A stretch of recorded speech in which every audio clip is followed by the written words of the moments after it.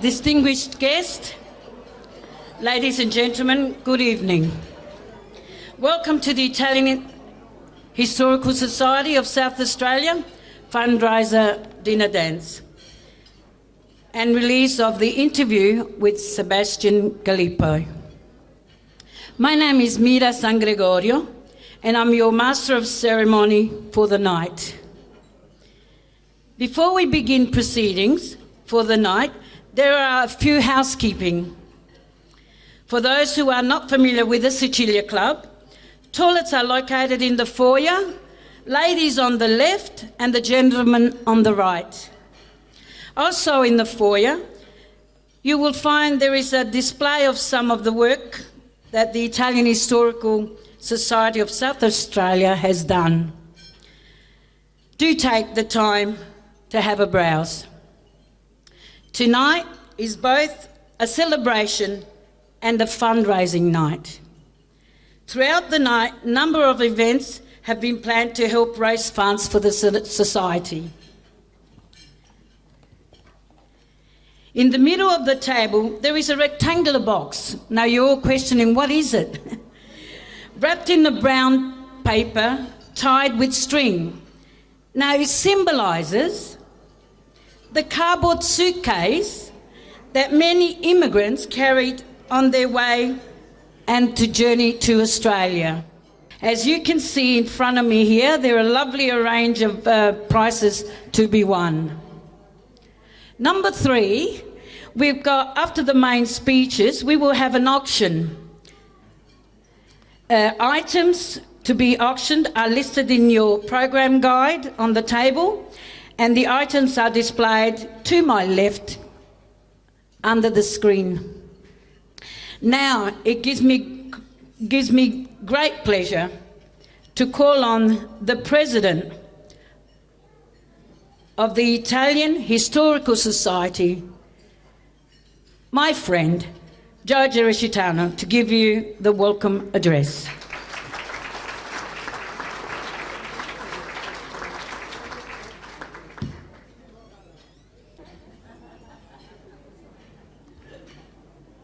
Good evening, distinguished guests, ladies and gentlemen.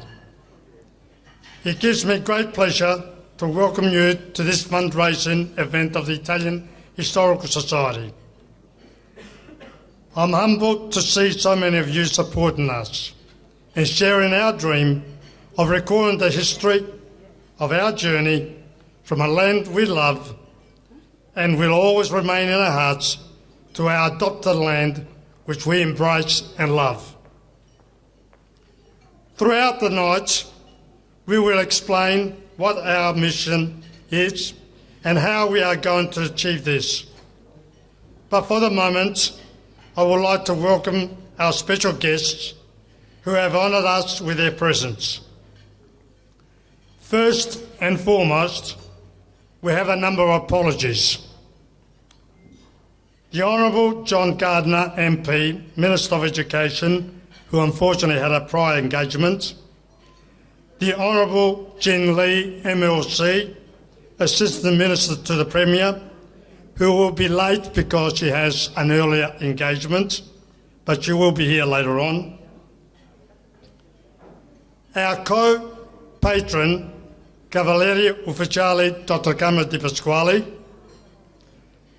Dr. Philip Donato, President, South Australian Italian Association, who is attending a conference in Melbourne, and our celebrated chef, Rosa Mato, and also committee member and culture coordinator, who coincidentally is leading a group of enthusiastic people on a culinary tour of sunny Sicily. I did offer to carry her bags, but she said, nah, you've got to do the fundraiser, so you better stay behind. Now I would like to welcome some special guests. The Honourable Dr. Susan Close, MP, Deputy Opposition Leader and Shadow Minister of Education and Shadow Minister of Environment and Water.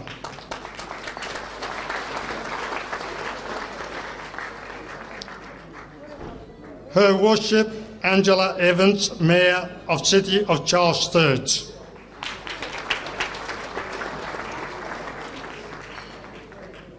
Mrs. Roberta Ronziti, Consul of Italy and co-patron of the Italian Historical Society, and as we know, unfortunately her tour of duty is almost over, so we wish her all the best for the future.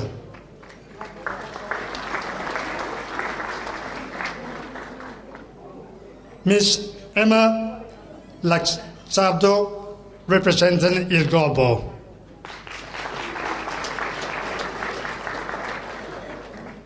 Our special guest for the night, Mr. Sebastiano Galipo, Managing Director of Galipo Food Company, and his fiancée, Renata Polotkovsky.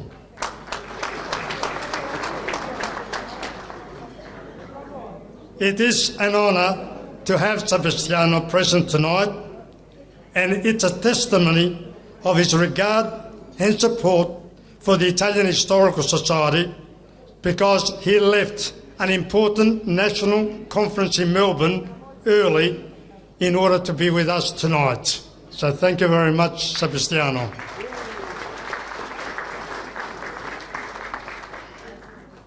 I would like also to welcome representatives of the various Italian organisations and companies who honour us tonight. Rocco Carpentieri, President San Giuseppe Salisbury, and representing Peter Earlberg Funeral and partner Maria.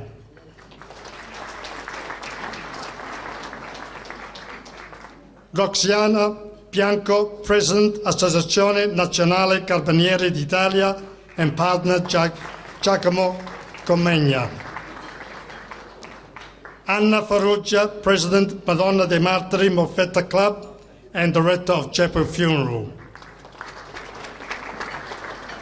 Silvia Di Cesare, President, and Natasha Maroni, Vice President, the Dante Alighieri Society of South Australia.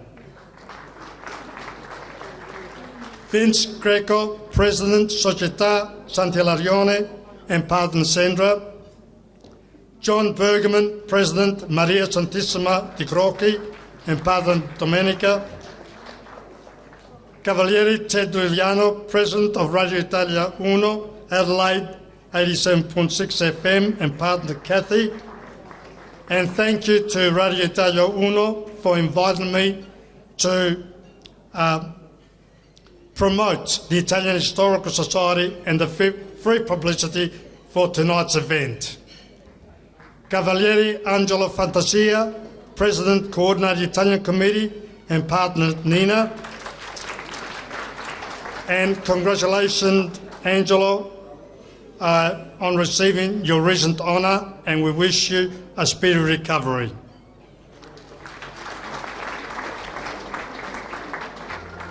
Members of Radio Italia 531, thank you for your presence and thank you for inviting me to promote the Italian Historical Society and publicity for tonight's evening.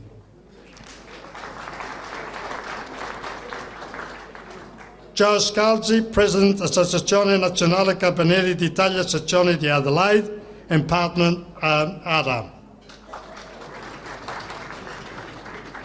Luigi Panfilo, and all members of the Associazione Nazionale Marinai d'Italia. Members of San Giorgio La Molara Community Centre. Vince Clemente, proprietor of Taste Quality Meat. Dominic Versace, manager of Dominic Versace Wines. Tony and Cecilia Vergara from Vergara Wines. Cavalieri Franco Salzano and partner Angela from Bocelli Cafe Ristorante. Cavalieri Vincenzo and Kathy Papandrea from the Market Club. Danny and Sandra Conchi, congratulations on your retirements. Vince Gallo, our photographer tonight, thank you for sharing your wonderful talent. Domenico Minorchio, who will be videoing the event, and in fact he's doing that right now. And Rita Palumbo, President of the Sicilia Social and Sports Club, our host for tonight.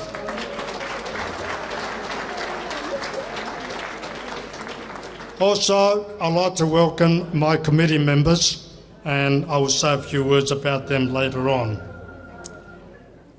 Welcome to everyone, because it's you all that make tonight a successful night. Ultimately, it's not committees that raise funds, it is our community, but the many thousands of people who put their hands in their pocket and donate for a cause that they believe in.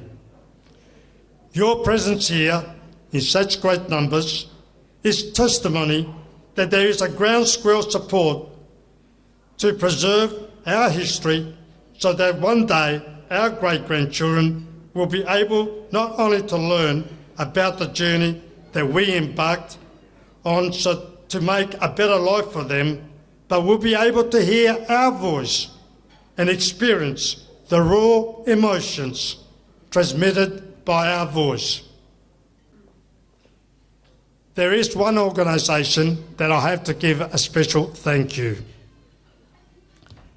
Your Worship, Angela Evans, Mayor of the City of Charles III, could you please come up to the stage?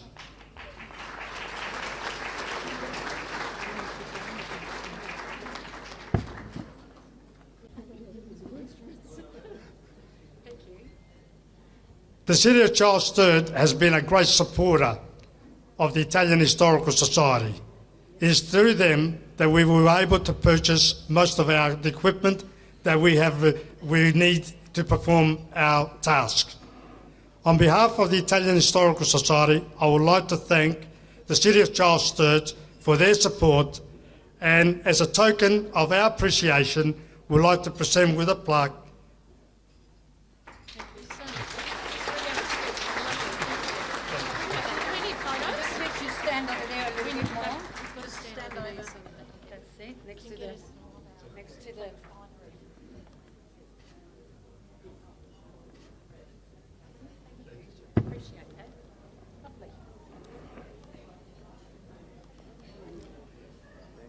Turning to tonight's event. First of all, I would like to thank the Sicilia Social and Sports Club for hosting tonight's event and for all the support that we have received from you.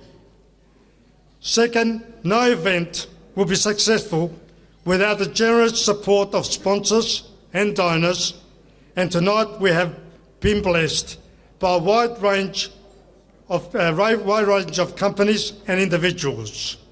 Just bear with me whilst I run through them.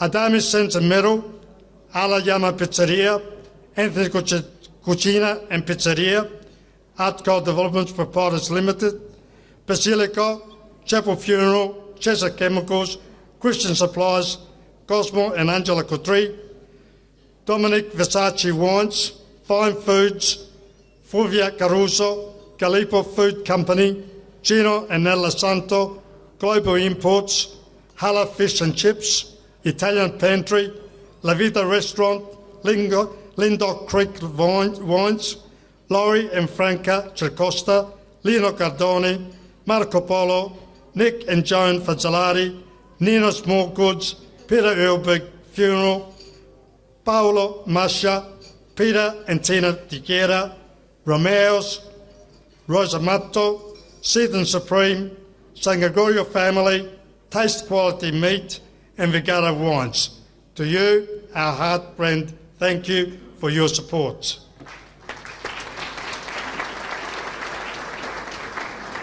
Throughout the night, you'll find that we have a video, a PowerPoint display, which will acknowledge their support. Please do take the time to have a look at it and support them as they support us. Next, I would like to thank our very talented entertainers, Mambo Italiano. I'm sure you will love their traditional music. I would like to thank our AMC for the tonight, Mira Sangagorio. Finally, and I say you say, well, at least you're going to get off the stage. Finally, I would like to thank my hard-working committee members who have always been ready to support with their hearts the decision that we made. You all have been outstanding in promoting the society and making tonight's event a success. A president is like a general. Julius Caesar wouldn't have conquered Gaul and expanded the Roman Empire if it wasn't for his foot soldiers prepared to die for the cause. Well, I'm not going to ask my committee to die for the cause, but I will ask them to support me all the way. It takes a strong, united committee to accomplish the goals of the organisation. I have been fortunate to have such a committee. I would like you to meet the people who are voluntarily working to ensure that our history is not lost.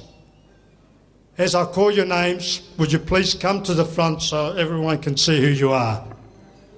Vice President Nick Fazzolari.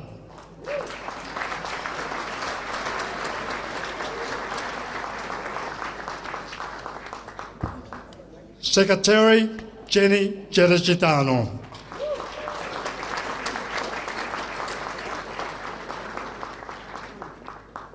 Treasurer Tina Di Chiera.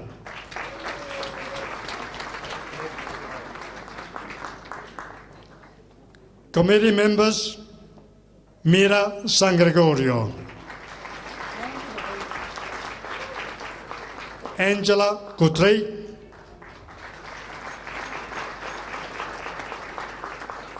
Paolo Mascia.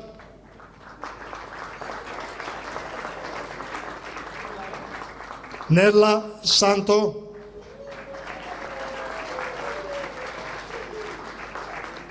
Lino Cardone.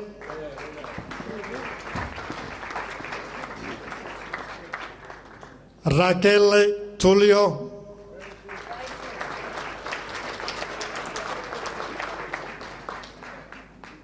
Rosemarie Geragitano. Jason Marguerite. And unfortunately, we do have our cultural coordinator overseas, Rosa Matto.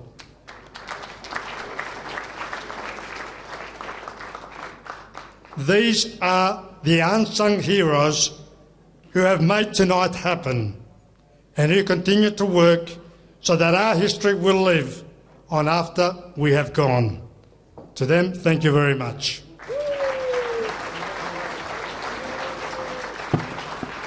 For now, enjoy your meal and be entertained by Mambo Italiano.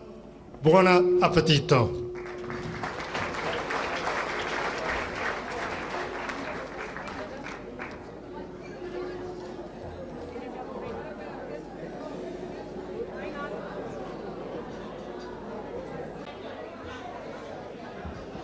It gives me great pleasure to call on stage Mrs. Roberta Ronziti, the Consular of Italy, to address you. Un applauso, per favore.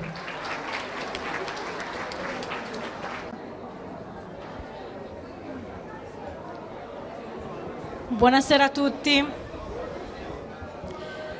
Allora, anzitutto stasera parlerò in italiano. Parlerò in italiano perché è uno dei primi eventi che ho organizzato. Mi si è avvicinata una persona che è qua presente, il signor Pellegrini, e mi aveva sgridato perché parlavo agli eventi sempre in inglese. Quindi stasera, proprio in onore del signor Pellegrini, ho intenzione di parlare in italiano e anche in onore vostro, in modo tale che ogni tanto è anche bello riascoltare la nostra lingua, anche perché settimana prossima ci approcciamo alla settimana della lingua italiana del mondo, dove il consolato ha organizzato molti eventi a tal proposito, quindi entriamo già pian pianino nella settimana quindi della lingua italiana nel mondo. Sono molto contenta di essere qui stasera perché questo progetto è un progetto a cui tengo molto, perché è un progetto che in qualche modo unisce ciascuno di noi. Recentemente ho iniziato a ricostruire il mio albero genealogico. È stata un'esperienza un po' particolare. Ho scoperto che anzitutto in internet si trova di tutto. C'è un motore di ricerca che si chiama Family Search, nel quale uno può rifare proprio il proprio albero genealogico, e online può trovare tantissime fonti. Ho trovato gli atti di nascita dei miei trisavoli, sono riuscita addirittura ad arrivare al 1700 su un ramo della mia famiglia, scoprendo cose che poi difficilmente in una famiglia si tramandano, soprattutto perché certi avvenimenti in altre epoche non si potevano raccontare. Ho scoperto ad esempio che mio nonno è nato da una donna che non poteva essere nominata, che vuol dire che probabilmente era nato in circostanze poco non chiare, però diciamo non a norma di legge, perché una volta purtroppo non si poteva avere figli al di fuori del matrimonio. Ho scoperto, cosa altra strana, e ancora qua non sono riuscita a darmi una risposta, che credo fosse il mio trisavolo aveva una sorella che è nata 4 mesi dopo. E anche qui c'è del mistero dietro, insomma. E sono tutti fatti che mi hanno fatto pensare a quanto appunto è importante non solo tramandare lo scritto, ma anche tramandare la tradizione orale. Questo perché una volta non c'erano gli strumenti per farlo, adesso li abbiamo.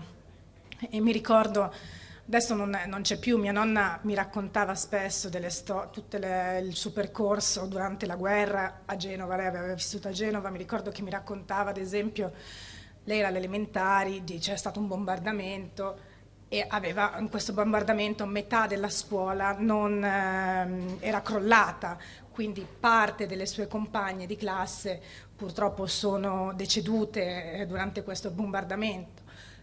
E penso a quanto siamo fortunati adesso che possiamo tramandare questo tipo di storie che poi possono essere archiviate nelle biblioteche nazionali, che poi tra l'altro adesso sono tutte interconnesse. Ho trovato un documento di, questo credo fosse il papà di mio nonno, che si è trasferito negli Stati Uniti negli anni 20, quindi è un documento di Ellis Island, di quando è arrivato, e poi il suo certificato di residenza a Brooklyn, e ho anche tutti chi erano i suoi conquilini con cui viveva, insomma.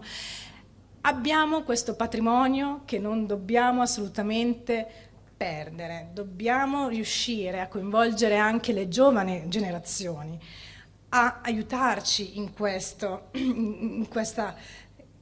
opera di raccolta delle informazioni, di archivazione, e poi anche in quest'opera che ci aiuta poi a tramandare tutte le nostre tradizioni. È una storia orale, quindi, che è una storia familiare, che riguarda il piccolo nucleo familiare, ma anche una storia di tradizioni della nostra comunità, di tutto ciò che è l'Italia nel mondo, ma anche la storia degli italiani in Italia. Quindi dobbiamo lavorare tutti insieme per questo. E volevo in particolare ringraziare Gerard Citano, che io definisco sempre, ogni volta che dobbiamo ricordarci qualcosa successo, accaduto, o qualche nome che riguarda la storia degli italiani in Australia meridionale, ogni volta dico a Sara Potenza: chiama la nostra memoria storica, chiama Gerard Citano, perché lui lo sa.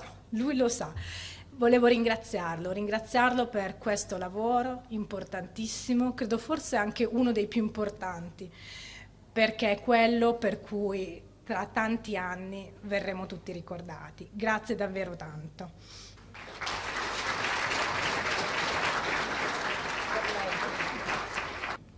E adesso vogliamo chiamare di nuovo il nostro presidente dell'associazione, Giuseppe Gerecitano, President of the Italian Historical Society, who will address you.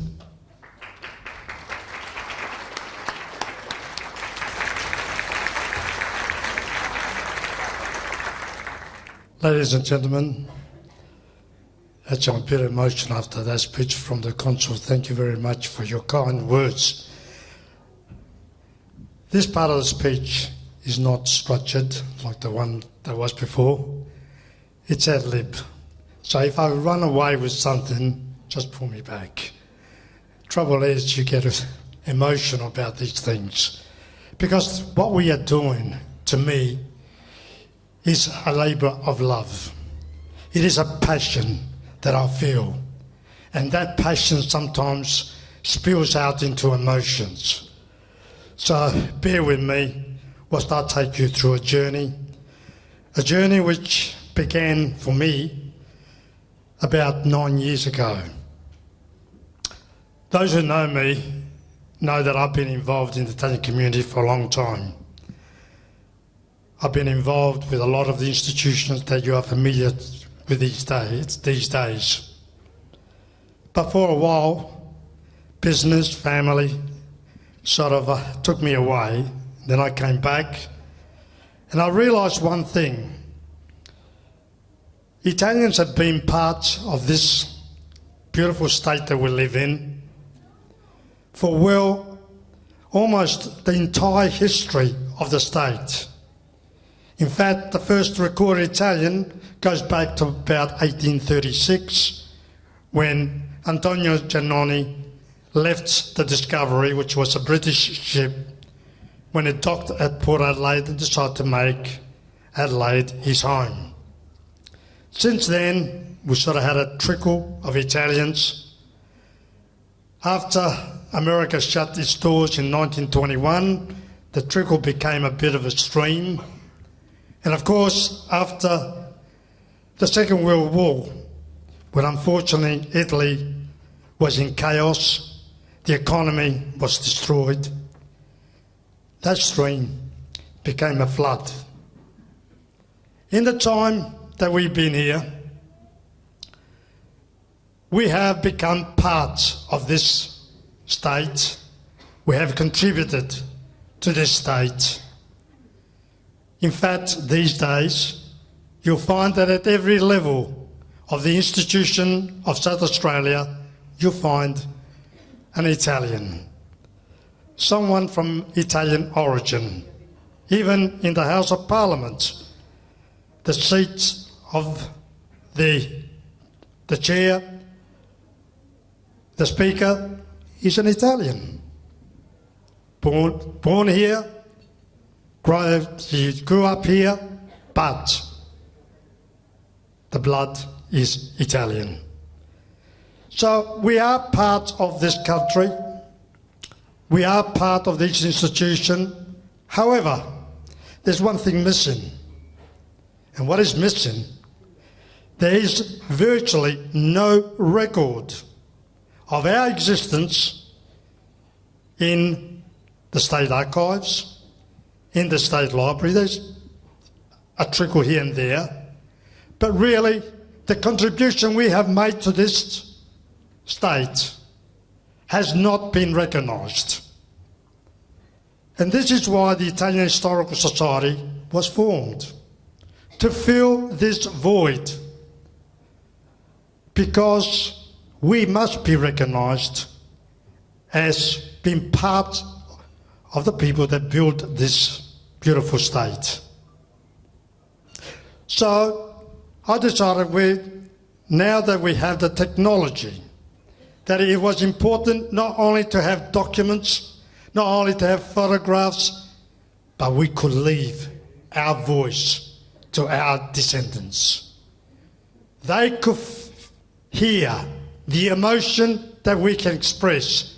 Nothing in this world, no matter how good a writer you are, will ever describe the emotions that we feel, what we went through, the hardships, the ridicule, all the things that we went through. The voice will always betray what we felt. And because we got this technology, I decided it was time. Time to use it for our advantage. Remember when Napoleon said that history is written by the winners? We were never considered to be the winners, but now we got the technology where we can live beyond our mortal body, so that our descendants will one day be able to hear what Bronnono went through. So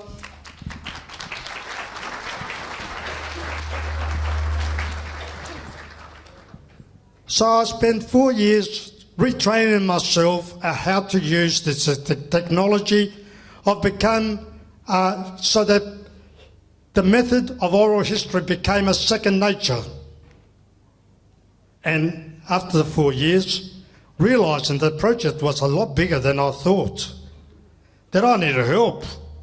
I couldn't do it by myself, so I gathered a few friends that thought the same way and relaunched the Italian Historical Society. So we've been working for 5 years. Now you say, took you 5 years to get here? You have no idea what is involved in the actual planning, in the actual structure of the story, because it is not just a matter of sitting down and having a yarn. These stories are structured, and therefore it takes a lot of research in order to bring them to life. So this new society has 3 basic objectives. I call it the mission of the PRP. That is to promote, record and preserve. All 3 are very important. We need to promote them. We need to promote ourselves because no one else is going to do it for us. We need to record it because otherwise history will forget us. And above all, we need to preserve it. Now, a lot of groups do that type of work.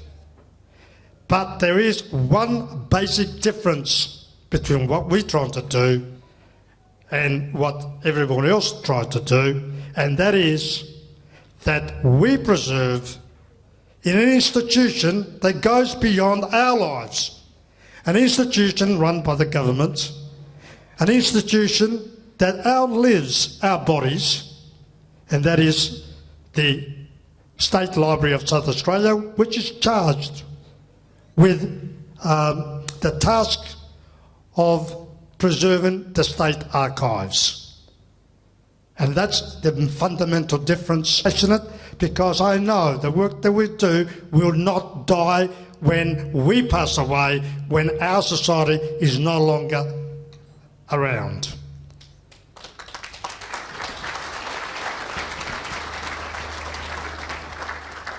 So you can ask, how do you do this? Basically, we record your story, your experience in your voice, and we preserve that. In addition to that, we gather the documents that support your story. That is the invocation papers, any document relevant to the story or any photographs relevant to the story, we scan it and digitalise it and preserve it in the same way we preserve the voice. So that we have a complete record of what your life was in Italy, like in Italy, of what your experience was in travelling to Australia, of a reaction that you had once you landed here, and many of us can tell some of the horror stories that we faced. But more important, it also tells you how you overcome those obstacles and how you triumphed, so that today you can look back and say, yes, with our parents, or we made a good decision and we're in a better place. Okay, so once you've done all that, Then we transcribe the story, so you got a written record as well. So in the end, you will have not just the voice, but also the written record. Now, all this work is done voluntarily. It takes hundreds of hours to prepare a story, and most of it is done oral, is done voluntarily by people that are willing to give up their time. There are certain aspects of the project that we do require help, and we require technical help, we require professional help, and that is in the transcription. It's a time-involving process. It has to be done according to certain protocol. And of course, we need help with scanning, retouching of the old photographs, and so on. For that little portion, we require your help in raising the funds to do it. So the money that we raise tonight will go entirely into transcription, scanning, and publishing. It won't go into anybody's salary. It won't go to people having parties. It won't go to people going overseas. In fact, this society runs on $140 a year. In the last 5 years, the administration of the society has cost us $140, which was for some stationery. The rest of the money goes all into the project. So I can rest you assured that we are very frugal. After all, we were trained to be frugal. We were trained by our parents to say, hey, there's no money, therefore make do with what you got. So we carry that tradition, we carry those values into running the society. So this is where we appeal to you. We appeal to you for your help. Not just to help us raise the funds, but also we want your stories. Not good having a society if you're not prepared to tell your stories. And some of you are a bit hesitant, say, my story's not that important. You'll be surprised. Everybody's got an interesting story. Everybody's experience is important. It's not just the bigwigs, as we say. It is not just the person that has made an economic success, but the little old lady that stayed at home, transmitted the language and culture and the customs. That's just as important as the one that made millions. So never think that your story is not important. It is.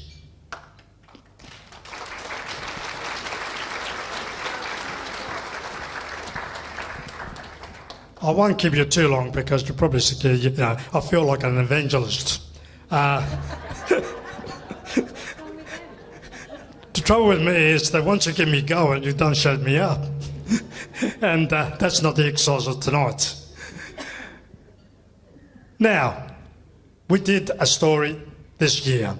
It took me a while to do it because it is a new process, and unfortunately, I do have to work, I do have to eat. I haven't found a way yet to live on love, just on love. I mean, love is important, but I haven't found a way to just live on that. So I got to work, and therefore I can only give what spare time I have. It took us a while to do this story, but it was a fantastic story. It was an awesome story. A story of a person that we all admire. A story of a person that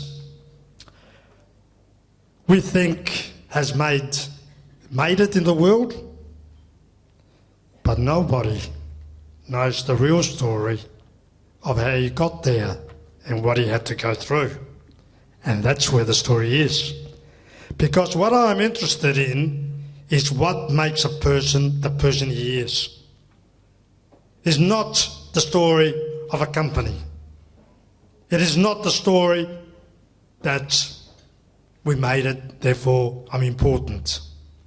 It is what the person went through, how he overcome those obstacles put in his way and triumphed. That's the real human story. Before we get on to tonight's main event, we already got plans for next year. I don't rest. My wife will tell you, this mind never stops. Much to her dislike, because if this mind doesn't stop, she's got to work with me and she's got to make come things to fruition that I think of. Sometimes makes it for a happy marriage, sometimes it gets a bit, a little bit heated. However, having said that, I must compliment her, because the videos you see, the administration that has gone into tonight, the posters out there, it's all her. Without her, my stories will never appear. So she is the power behind the throne.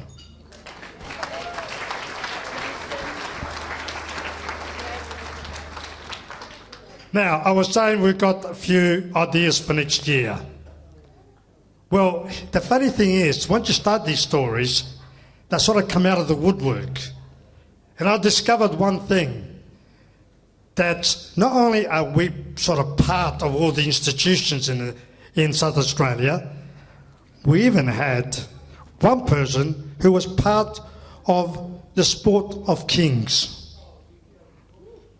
A jockey. Interesting. He was 16 years old when he arrived in Australia, and almost as soon as he arrived, he rode a winner. Couldn't speak English, but yet he rode a winner. Dominic, affectionately known as Mickey Clementi. We have his son here tonight. Vince, where are you? Stand up, Vince.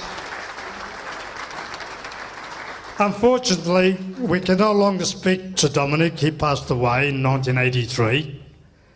However, we are lucky that Vince knows a lot about him, and he's going to tell the story of his father, and so that is our next project.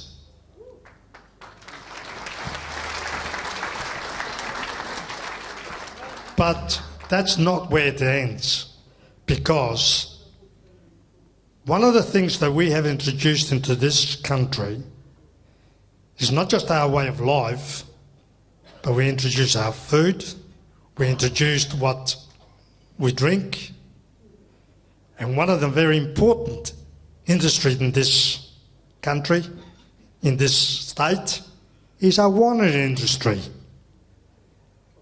I always say the Germans brought in the vines. It took the Italians to come here to teach them how to drink it and how to make it.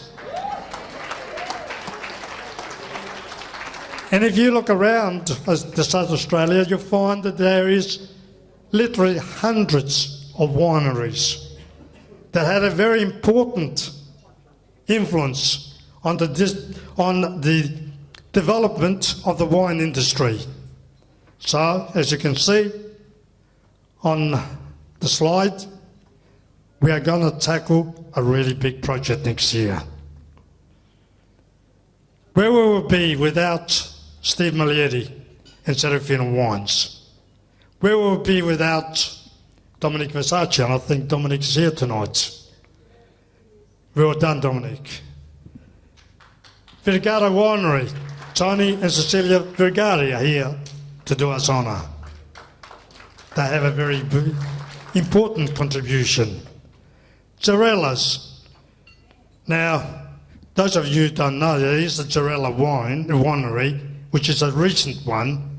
However, they were the ones that founded Tacitilla in McLaren Vale. Very few people know that. And of course, Scarpantoni. Beautiful wines from McLaren Vale. And so on. You can see Primo Estate, Di Giorgio, and so on. Mitolo. So there are quite a few, and that's our next big project.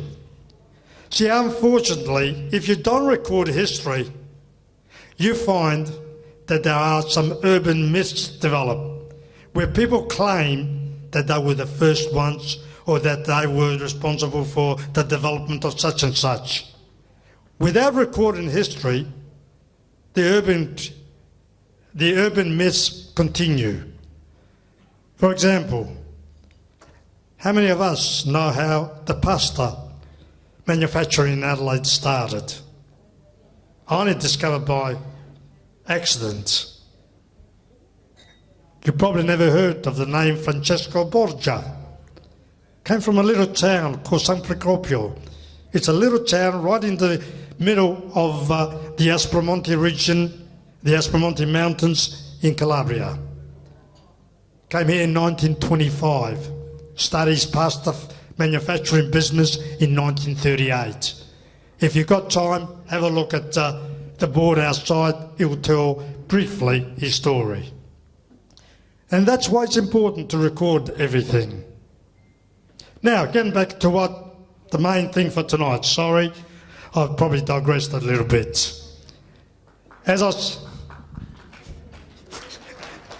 I'm not sure if the pause is because you're interested in what I'm saying or because you're at least each getting on with it. It's a story of a man who literally went through hell. And at the end, he came out a winner.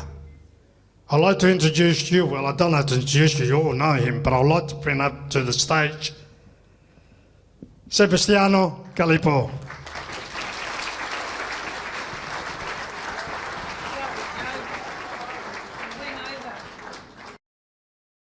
I think you have to turn it on. Now, most of you know Sebastiano. He is the Managing Director of Galipo Foods company, together with his brother Bill. And those who don't know Bill, could you stand up?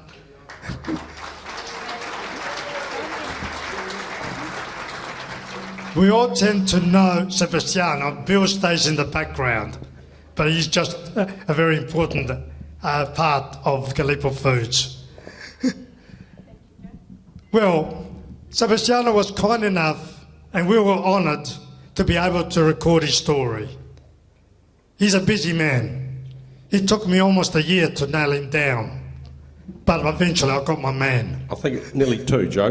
Nearly two. You courted me for 2 years. Because I thought his story was important.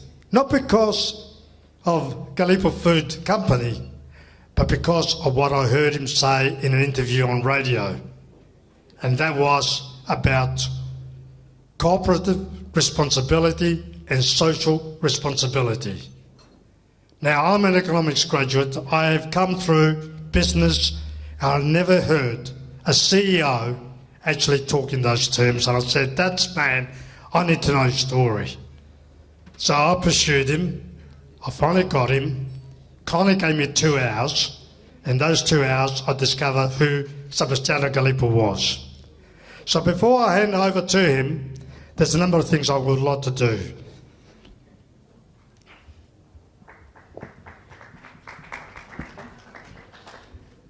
First of all, Sebastiano, on behalf of the Italian Historical Society, I'd like to thank you for your time and your openness and your willingness to tell us your story. You remember the show, This Is Your Life? Well, this is a kind of This Is Your Life. I'd like to present you with a summary of your story, a transcript of your story, and a copy of all the documents relating to your story. Thank you, Joe. Really, really appreciate it. It is like This Is Your Life. But my life is, I think, more than about myself. But I very much appreciate you, what you and Jenny and all your committee, what you've done and the way you work so hard towards achieving your goals. Thank you very much. That's wonderful. Okay, before you go on, Sebastiano, as they say, there is more. Because The society's got to a stage where we know there are lots of people who are like to support the society, but because of their commitments to their business and to other things, are unable really to be there, present at our meetings and so on. To honour these people that support us, we have created a new position within the society. And that position is that of an ambassador.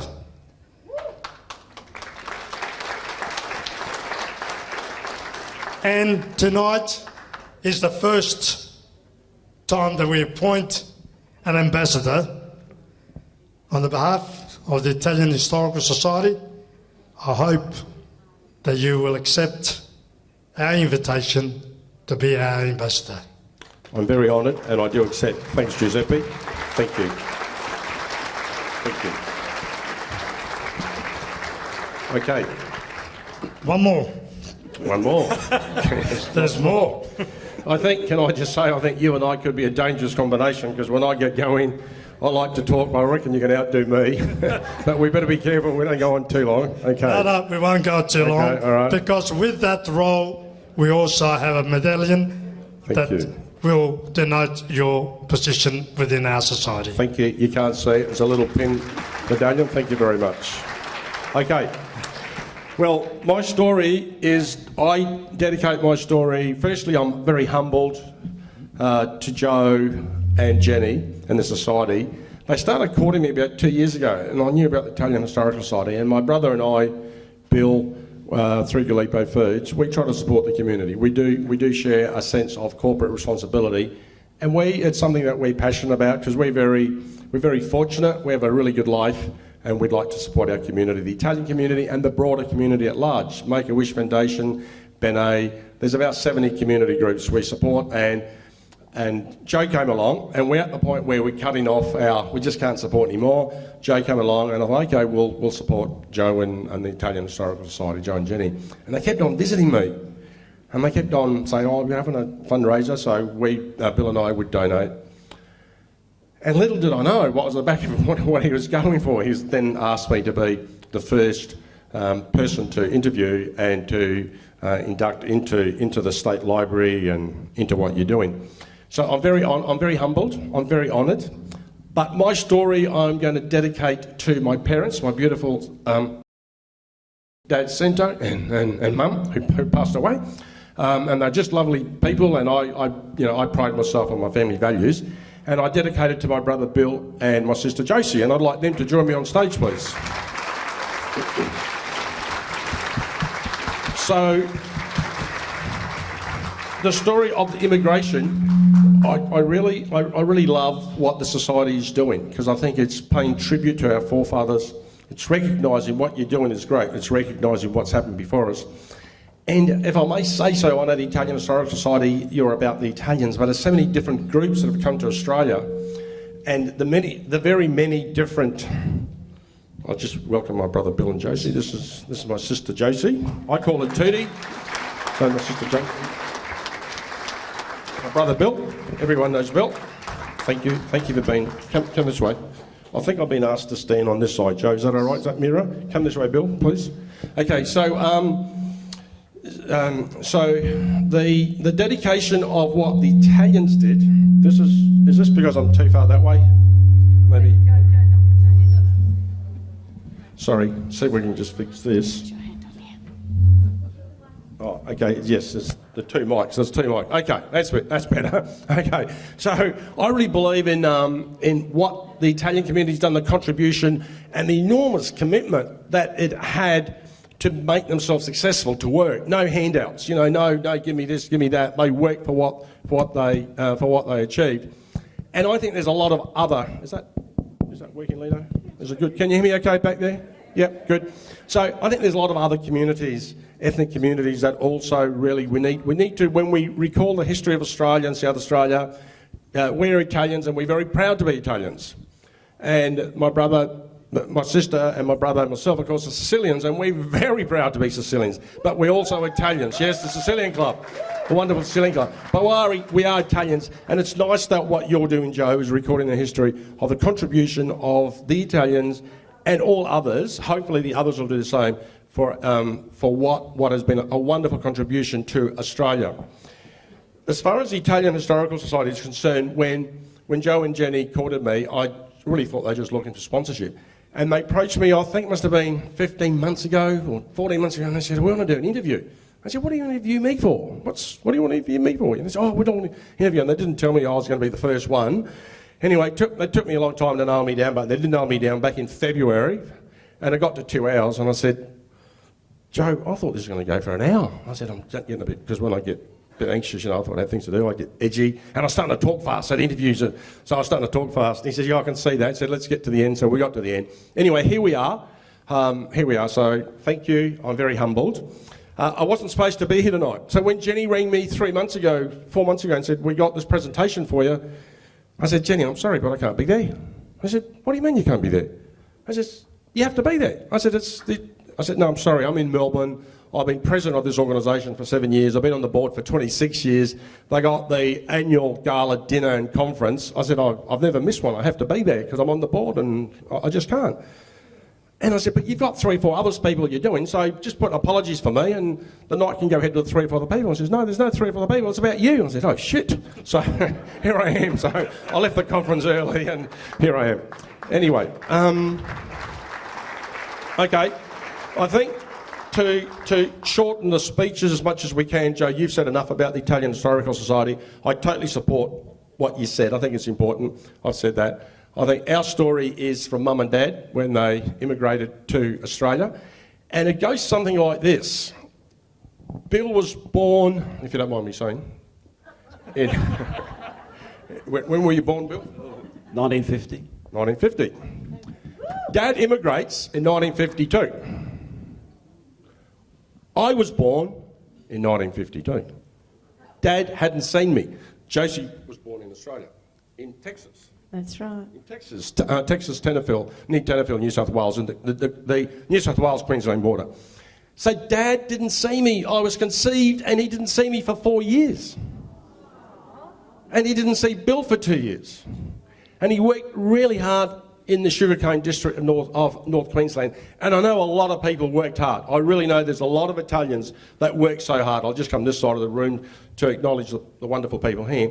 Where a lot of Italians, a lot of work, but in North New South Wales, cutting sugarcane, and then he took his brother Lorenzo, and he went to Tenterfield, New South Wales, where the famous Tenterfield Sadler song comes from, and grew tobacco.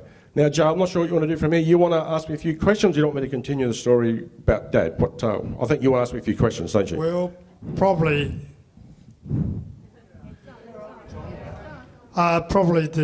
just to cut it a little bit short and get to the heart of Sebastiano's story.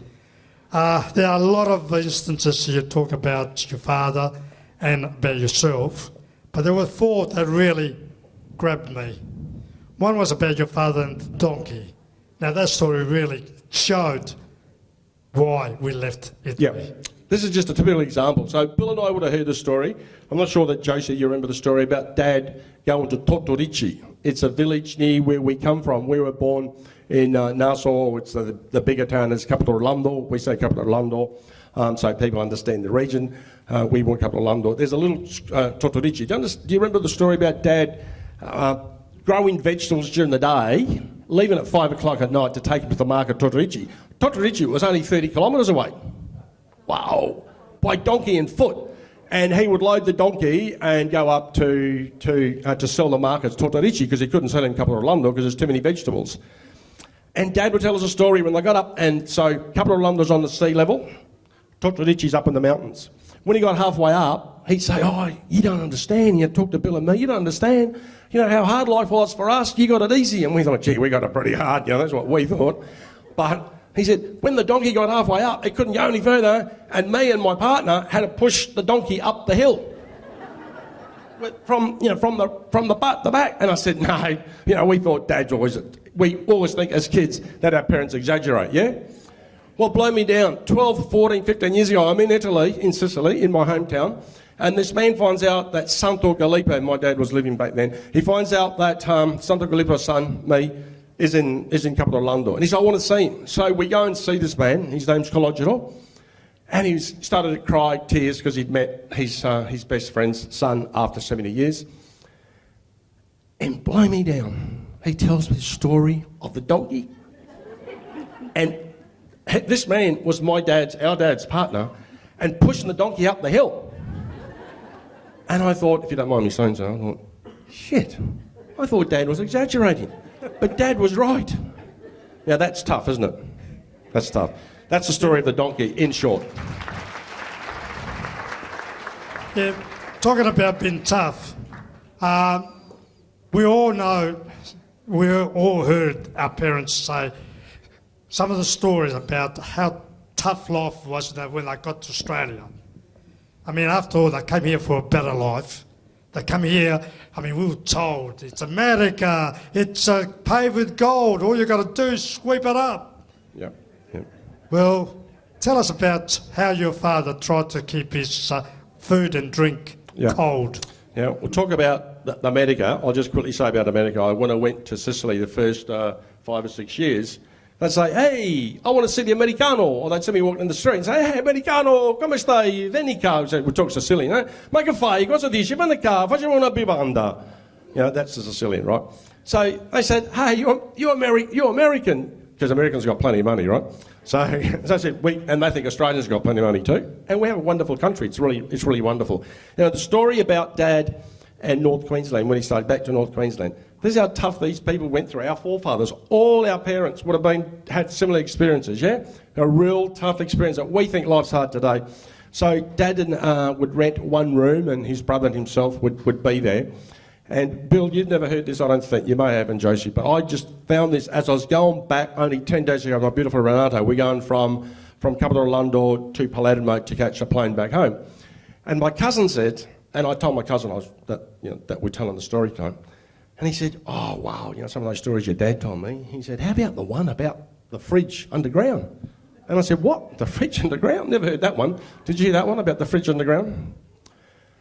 Him and his brother Lorenzo, our uncle Lorenzo who's passed away, the late Uncle Lorenzo, dug a hole 2 metres deep, 1 metre by 1 metre, to keep their beer, to keep their eggs, to keep their meat cool, because they couldn't afford, there's no such thing as affording a refrigerator. So they dug a hole 2 metres deep, 1 metre by 1 metre, by hand in North Queensland.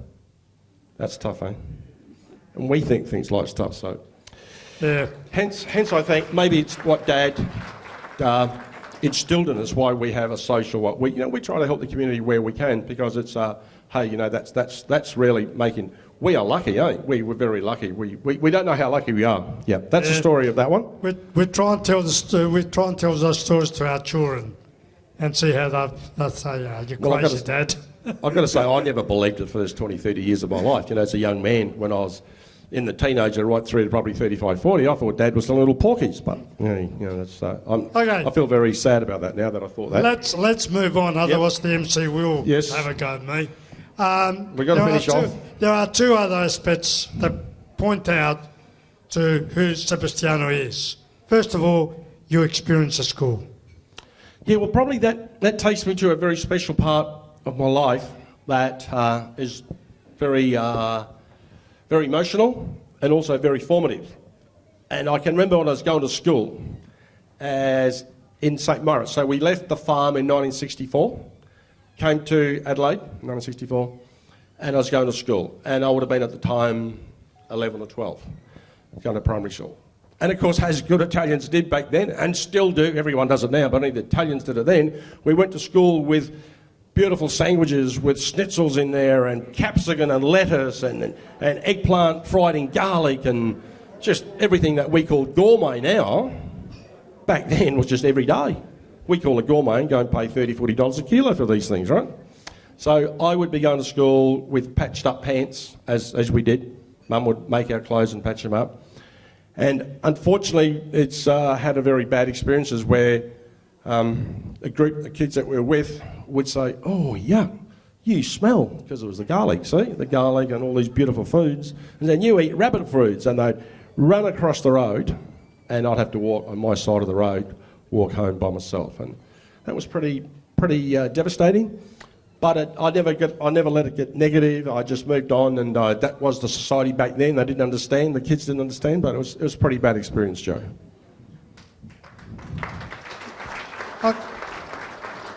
Okay, now bring it up to the present.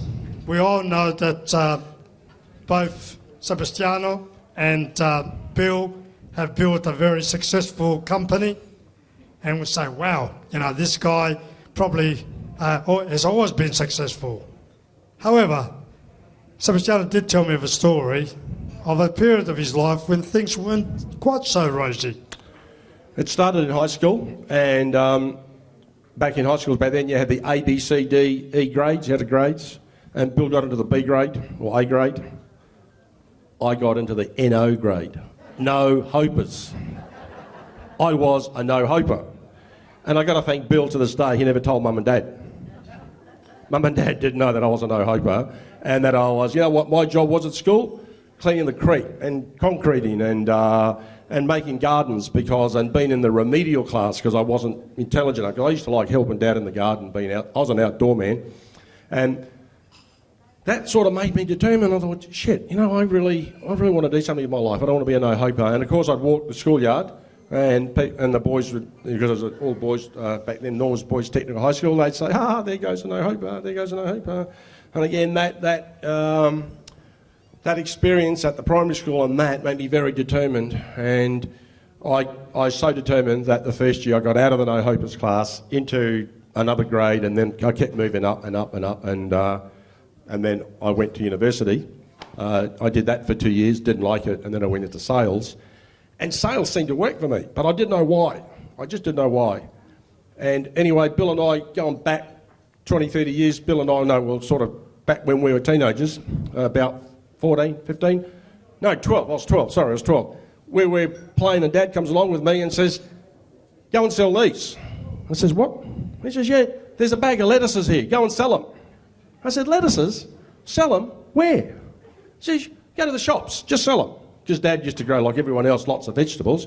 And he thought, if Sebastiano can get 5 cents a lettuce, I'll make whatever it was, 2 shillings or 5 shillings. And I set off on my journey to sell these lettuces, and a half hour later or 45 minutes later I was back and I'd sold them all. And I went to the first shop and he said, how much do you want for them? And I said to Dad, how much shall I sell them for? He says, just whatever you can. It doesn't matter. I've just got that many lettuces here, just sell them.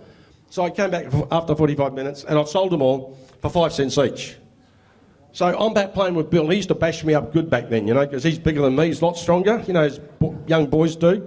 And I used to always try to instigate a fight so I could beat him one day.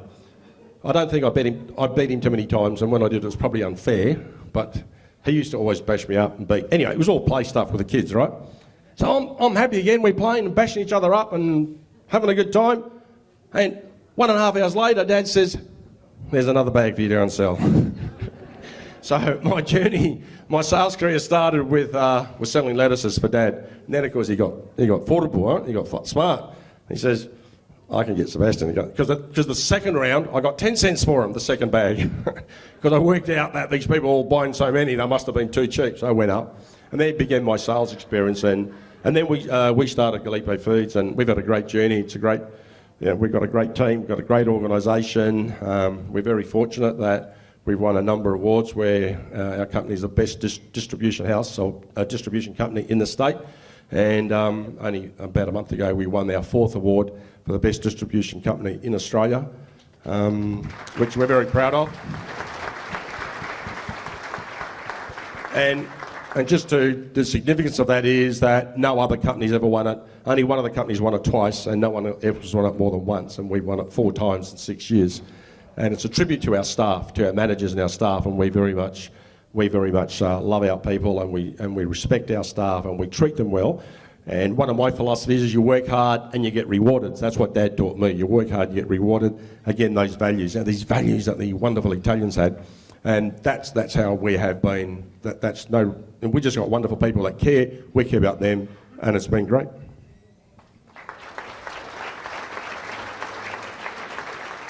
Well, there you are, ladies and gentlemen.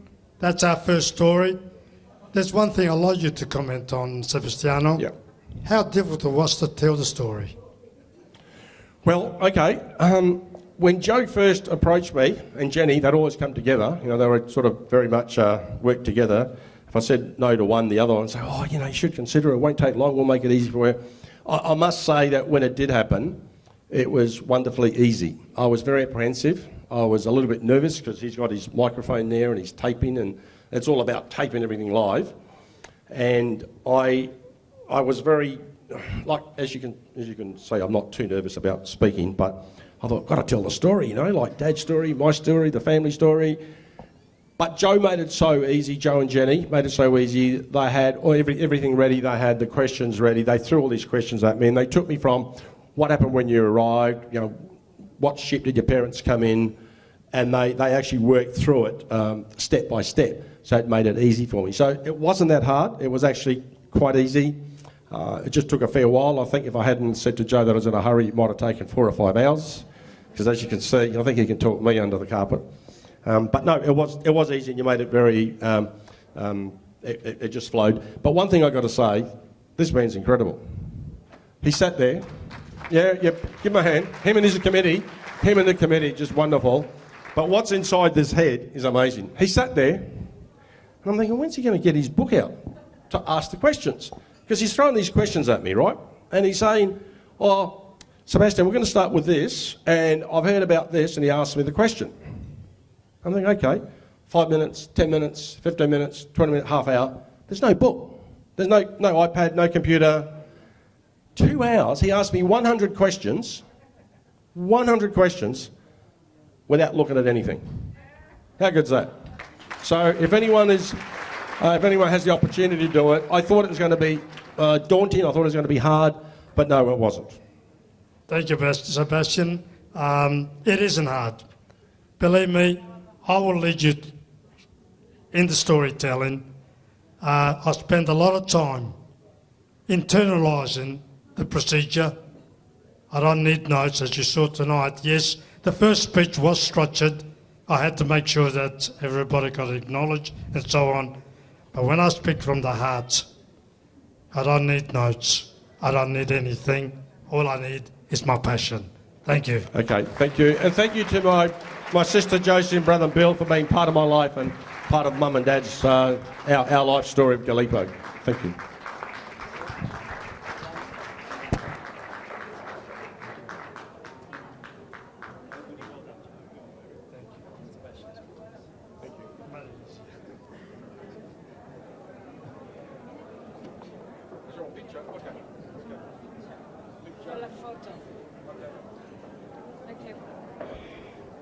Okay, while they're taking the official photos, I would like to ask Tina to come out here, and Angela, we're going to do the lottery of the suitcase. While I call the suitcase while we're waiting, because very, very soon we're going to do the auction.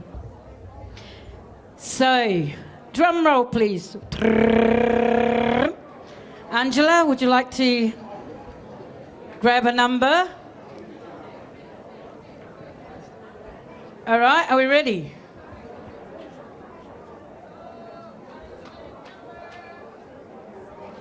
Now everybody got this is nothing to do with the lottery, which the girls are going to come around soon. This is for the centre, please. Number 6. Number 6, if you're number 6, it's your suitcase. Your suitcase full of dreams when you came to Australia. So who's number 6? Congratulations. Luigi, Papa, Arovai, nonno. Sola bella,